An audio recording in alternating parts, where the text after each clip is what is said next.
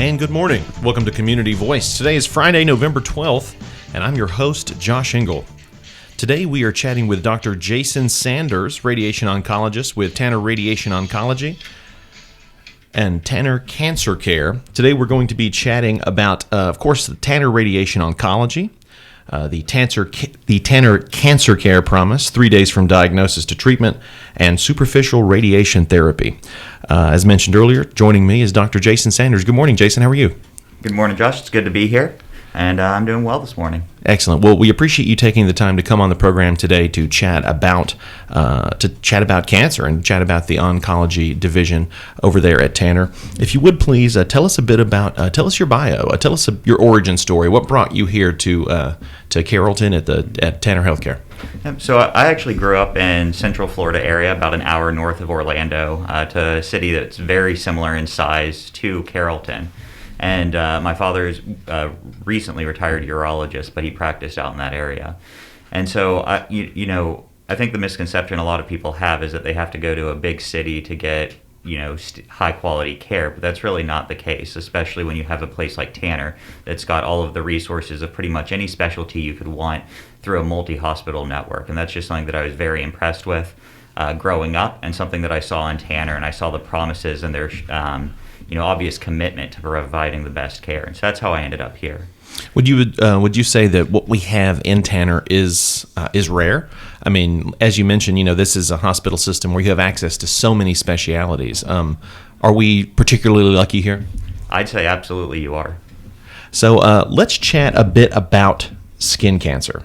I think that a lot of folks are uninformed. They're not quite aware of the inherent dangers of exposure to the sun, exposure to tanning beds, and beyond. Would you mind speaking a bit to skin cancer and some of the risks that people might not be aware of? Yeah, so growing up in Florida, I obviously had my fair share of sun exposure, and the best way to really deal with skin cancer is to prevent it. And the best way to do that is wear sunscreen when you go out in the sun.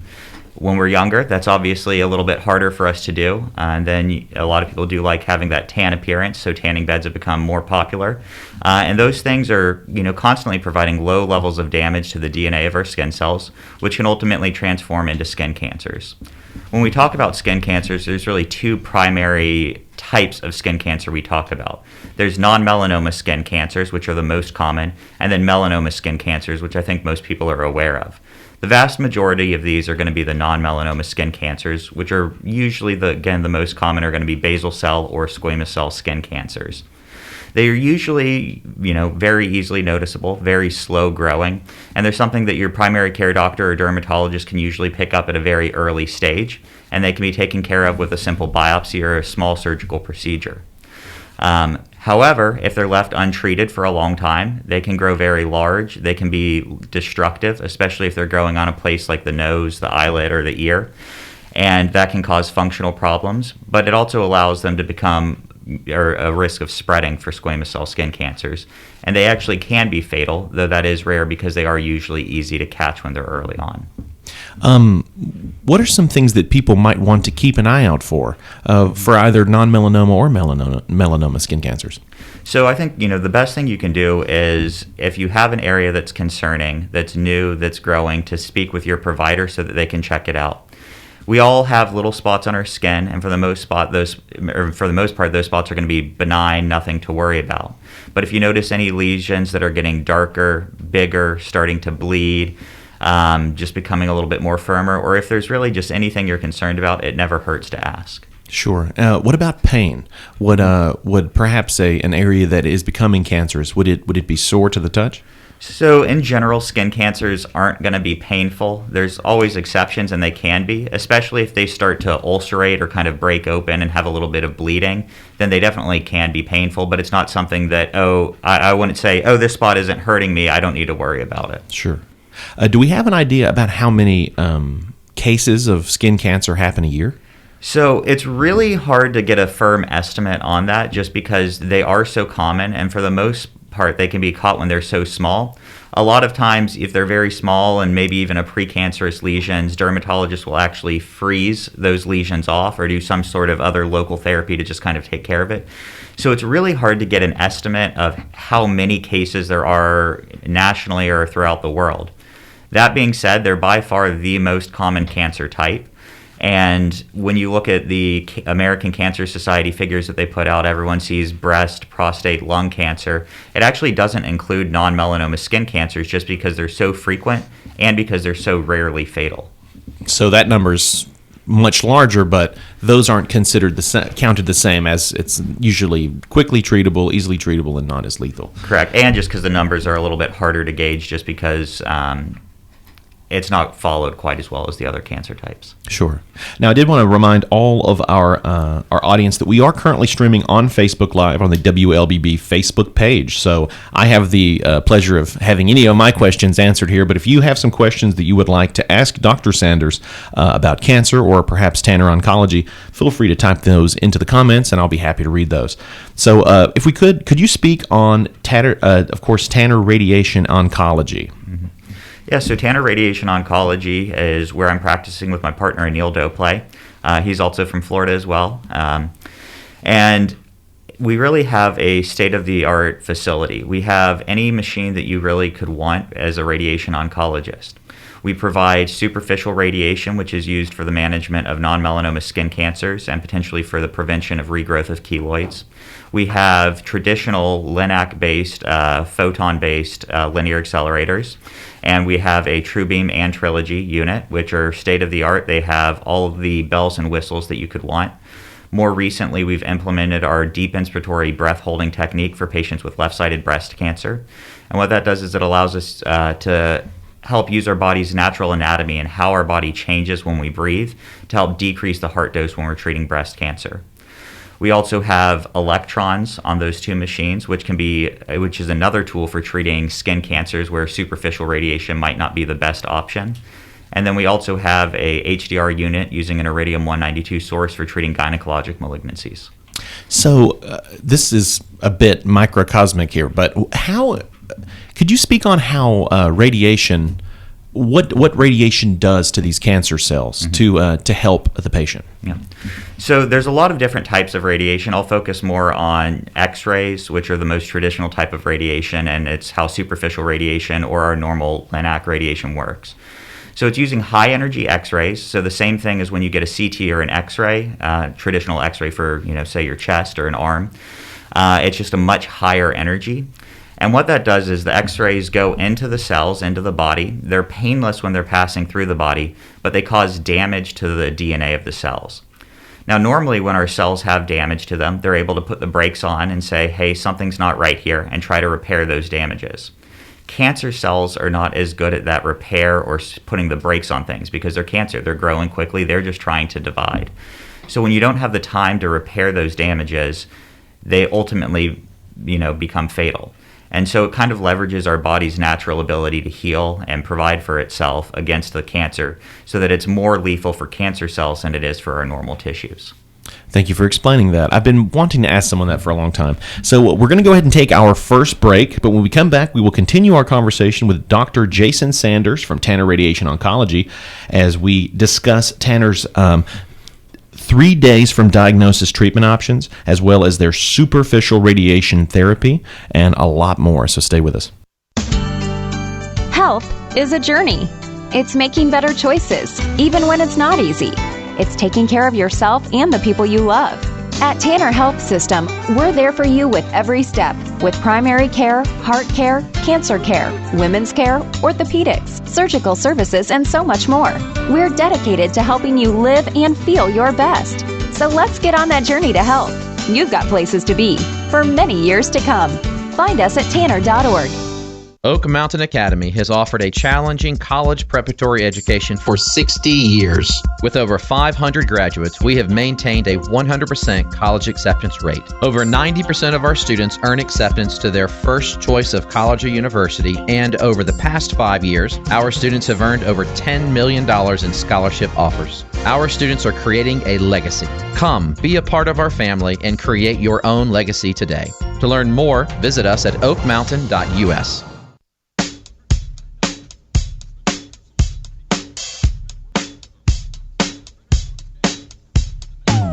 And we're back to Community Voice Friday, November 12th. I am your host, Josh Engel. We are streaming live this morning on our Community Voice Facebook page, so if you have any questions or comments for my guest, Dr. Jason Sanders from Tanner Radiation Oncology, feel free to type those in the comments section, and I'll be happy to read those out. So if you're just tuning in, we've been chatting a bit about skin cancer in general, and of course, Tanner Radiation Oncology, so definitely go back and check out the live stream so you can catch up in case you may have missed any of that. So very much looking forward to speak about this. I was not aware about these treatment options. Doctor, could you speak on the Tanner Cancer Care Promise? It's their 3 days from diagnosis treatment options. Yeah, so one of the most stressful things we can experience is a major health diagnosis, and of those, cancer is at the top. It's really a life-changing event for an individual, and there's a lot of stress that comes with that. The last thing that you want to have to do is wait 3, 4, 5, 6 weeks before you can figure out what your options are and kind of how we're going to progress through the treatment. So Tanner's instituted a program where they aim for 3 days from diagnosis to meeting with providers and discussing treatment options. I've heard stories from patients in the past where it took 2 to 3 weeks to get in with a provider, which by itself, that's not necessarily a big issue. But when you're talking about something like cancer, where there's a lot of different aspects and a lot of different people who might be a part of your care team, if you have to wait 2 to 3 weeks for 2, 3, 4 providers, you're waiting a month, 2 months before you really know what's going on. And that's definitely not a place that I'd like to be in. That sounds horrible, yeah. Yeah, so, I'm really proud of Tanner, and I'm really impressed with their ability to work to get patients in as quickly as possible so that they can start learning about those options. So, would you mind kind of breaking down what a patient's experience might be like? So, if they visit the Tanner Radiation Oncology, and they qualify or they are given this sort of treatment, what would their experience be like? Yeah, so the initial step is a consultation. They'll come in. It's very similar to any doctor's appointment. They'll be checked in at the front desk, brought back by one of our nurses or other team members, have their blood pressure, weight checked. Just standard things. Then they would meet with myself or my partner, Dr. Doplay. We'd talk with them some, get a little bit about their history, do a physical exam, and then talk with them about their treatment options, be it superficial radiation or brachytherapy or external beam radiation. And then we set them up for what's called a planning session. For most patients, we do a quick CT scan with them in the treatment position, so that way we can be as precise and pinpoint the radiation, so that way it's unique to their body and their tumor, so that we're targeting the areas that we want to be treating while minimizing the dose elsewhere in the body. For superficial radiation, we usually don't have to do that CT scan just because we're treating so superficially on the skin, but it's a similar process. We'd have them come in and get in the treatment position, which is usually either going to be lying down or sitting in a chair, and then we'll place the device. Usually for superficial radiation, we'll do the same treatment that day. For the patients that we've done a CT scan on, it usually takes us about a week just to get through the planning process, doing all the safety checks on the radiation, and then they come in for their daily treatments. Either way, the radiation is painless. They don't see anything, hear anything, or feel anything from the radiation itself. I liken it to getting a CT scan or a chest x-ray. They just kind of lie there, and I tell people the first day you'll probably say, "Did you do anything?" Of course, that's not to say that radiation doesn't have side effects, which I obviously discuss with them, during the consultation. But from day to day, they don't see anything or feel anything. So. That is fascinating. So they aren't aware. I guess, they're not feeling the hundreds of particles that are being sped through their body that is treating the cancer. No, yeah, it's usually very painless. If they've got a lot of pain in their back, there could be a little bit of discomfort from lying up on the table, but they don't feel anything from the actual radiation being delivered. So we focused on skin cancer earlier. Of course, reason being that is by far the most common form of cancer. Would you speak a bit to the other forms of cancer that you and your partner encounter in the oncology department? What sort of common cancers do you deal with? So at Tanner, we treat pretty much anything that comes through the door. We treat a wide variety of cancers for adult patients. Obviously, the most common are going to be the most common. Breast and prostate and lung cancer are the things we see the most of. But we really see cancers of every type. We see head and neck cancers, rectal cancers, bladder cancers, you name it, and we see it and we treat it. So if someone were, for example, to have a brain cancer, a brain tumor, would radiation cause issues with by being treated on the brain? Would that affect the brain at all, the brain's function? So when we talk about brain cancers, there are different types of tumors that there can be, and the treatment approach can be slightly different. Usually they're going to start out with a surgery if that's safe, but it is in the brain. That can be a very sensitive area. A lot of times all they can do is a biopsy, where they just get a little bit of tissue so we know what we're working with. Sometimes they can do a more extensive surgery and take out all or most of the tumor. A lot of times it is followed by radiation, and it is a very delicate area. There are definitely side effects from radiation to the brain. Again, it's painless on the days they receive it, but there is a risk of a little bit of nausea. You can get a little bit of kind of congestion of the ears during treatment. The biggest thing we're concerned about when we're treating large areas of the brain is there can be a little bit of cognitive decline, but we do our best to minimize the dose to other areas of the brain to try to decrease that risk as much as possible. Perfect. Thank you, sir. And, you touched on it briefly, but I would like to spend a bit more time on superficial radiation therapy. Would you mind breaking that down for our listeners? Yeah, so superficial radiation is exactly what it sounds like. It's X-ray or photon-based radiation, just like I would use for prostate or breast cancer. It's just using a lower energy.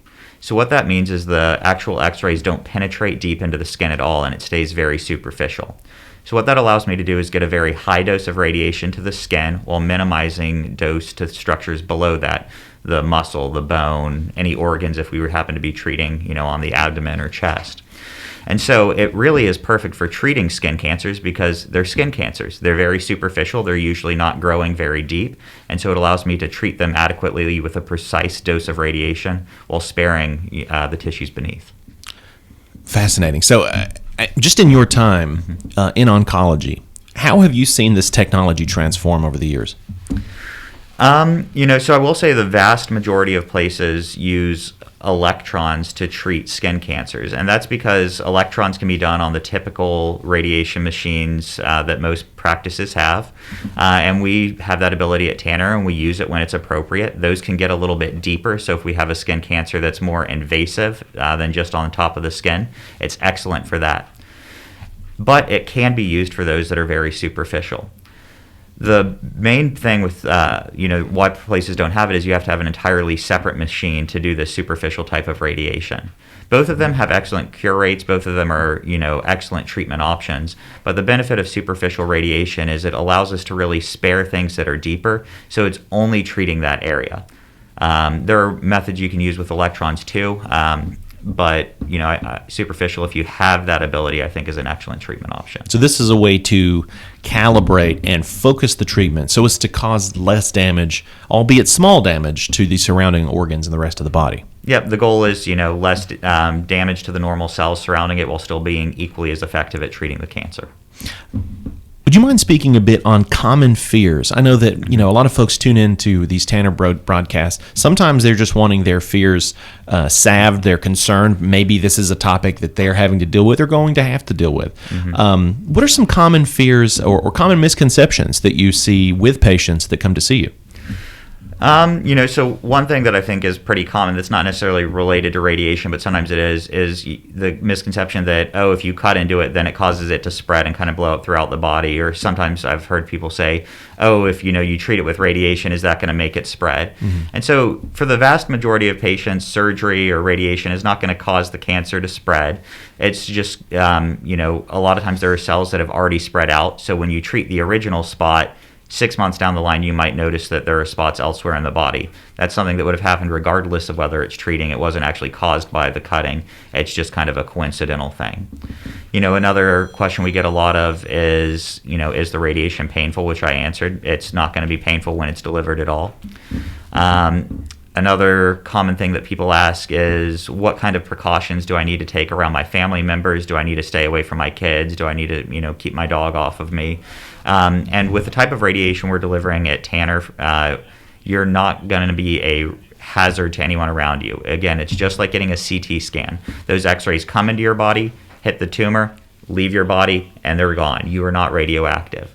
There are definitely types of radiation where you have either a permanent implant with a radioactive source or something that's injected through the veins. Those can have special precautions, but for the typical day-to-day radiation, nothing, that they need to do differently. At what point in radiation therapy would someone perhaps develop hair loss? So that's actually a very frequent question we get a lot too, because everyone thinks of cancer treatment, hair loss. So hair loss is in general is going to be more of a chemotherapy side effect. That being said, radiation definitely causes hair loss, but only in the areas that we're treating. So if I were to be treating, say, a head and neck cancer where I'm treating right around here on the throat, you might not be able to grow a beard anymore on the areas that are getting high doses of radiation in this area, but it's not going to impact the hair on the top of your head. Wow, it's that precise. Exactly. But if I am treating something like a brain tumor that's right up against this side of the brain, or this side of the skull, there might be a high dose of radiation to the skin. So you might notice some hair loss here, some patchy hair loss elsewhere. It's something that can be very variable based off of how your body responds, but then it also depends on exactly the dose of radiation that's going to the skin where the hair follicles are. So it's not like I'm treating, your prostate and the hair on your head is going to fall out. One more reminder to our listeners, we are streaming live on our WLBB Facebook page. So if you have any questions or comments before we wrap up our conversation with Dr. Sanders, be sure to hop in the comments section and throw those up there, and I will be more than happy to read those out. We're going to go ahead and take our second break, but when we come back, we will wrap up our conversation with Dr. Sanders as we discuss Tanner radiation oncology and a variety of Tanner cancer treatments. So stay with us. Health is a journey. It's making better choices, even when it's not easy. It's taking care of yourself and the people you love. At Tanner Health System, we're there for you with every step, with primary care, heart care, cancer care, women's care, orthopedics, surgical services, and so much more. We're dedicated to helping you live and feel your best. So let's get on that journey to health. You've got places to be for many years to come. Find us at tanner.org. At Oak Mountain Academy, our daily schedule includes convocation, prayer, and the Pledge of Allegiance. By doing so, we build a family-like community where all students grow and flourish and personal faith is encouraged. Through community service and a historical approach to biblical study, our students are taught the value of the warrior way, honesty, respect, and responsibility. Oak Mountain Academy, we are a family creating legacies. To learn more, visit oakmountain.us.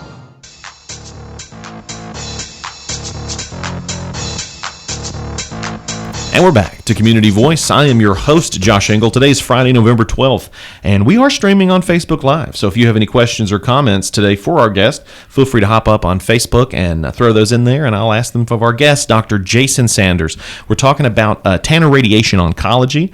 If you're just tuning in, be sure to check out this episode in its full length because we have spoke at length about not only skin cancer, but a variety of treatment options, very advanced treatment options that are available right here in our own community at Tanner Health System. Some of those being the 3 days from diagnosis treatment options, which is, honestly, as you were talking about earlier, not knowing for so long. The weeks of waiting have to be exhausting. So Tanner has worked it out where they can get you information a bit quicker and get you on the road to recovery quicker, as well as their superficial radiation therapy program. Doctor, we only have a few minutes left, but I would love to just sort of have any final thoughts that you might have, any comments on whether it be diagnosis, treatment, anything that folks at home might be thinking about. Yeah, I think, the one thing I want to make sure people know is that when they're working with Tanner, they're working with a high-quality healthcare system that has the resources of a multi-hospital system, but also the personal touch of a regional healthcare center. So you get doctors that are from the community taking care of you, but we have all the resources to provide the care that you need. And I just want people to know that they're in good hands and they're being taken care of. You've got all the technology that you need from a radiation aspect. We've got state-of-the-art equipment to provide whatever you may need. Could you speak at all, and this is a curveball I'm throwing you, could you speak at all on the future of this treatment? Do you have any concept of treatments that are being tested, that are being considered, and where we might be in a few years? Yeah, so radiation oncology is such a technologically driven field. Even over the last 10, 20 years, we've had major advancements. One thing that's becoming more and more popular is proton-based therapy. And that's still a type of radiation. It's just a charged particle and not an X-ray. The advantage of that is you can deliver the dose of radiation to the tumor, but it doesn't penetrate beyond. So when I mentioned earlier, the X-rays actually travel through the body. This travels through the body to the tumor and it's sculpted. That's something that is offered in a variety of places. It's got a few areas that it's been proven in. For the most part, it hasn't become, prominent, and there haven't been shown benefits compared to traditional radiation. But it's something that, that's kind of an evolving field as the technology is becoming a little bit cheaper and more available. And these things take time, I imagine. A variety of various treatments must go through I imagine, years and years of peer-reviewed criticism and inspection and just checking to see if it will be a viable option. Yeah. And I think that's something that folks might not realize is that these things do take time, but we are very blessed to have such advanced technology right here in our own community. So as far as coming to see you and your team, how can folks go about scheduling an appointment with you, a consultation? How can they speak with you? Mm-hmm. So it's something that, Tanner is actually very good about helping to facilitate this. When a patient gets diagnosed with the cancer, they actually are assigned a care coordinator who's kind of their liaison to help guide them through. Because it's something, a lot of people who come into my office are very healthy. They tell me, I've never had a health problem, doc, and they really need the help and support of someone to help guide through what all these different specialties are. I mean, they might be seeing a medical oncologist, a radiation oncologist, some type of specialized surgeon. So it really helps to have someone to help lead and guide you through that. That person will help to coordinate any appointments with myself usually. But if anyone has any questions, hasn't yet gotten into the system, they can go to tannerradiationoncology.org or tannercancercare.org to get our number and schedule an appointment. And with the few minutes we have left, I would like to ask quickly some tips for folks listening at home to avoid having to come see you.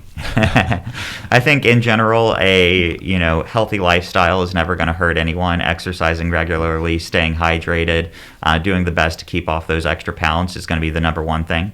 Specifically for skin cancer, wear sunscreen when you go out.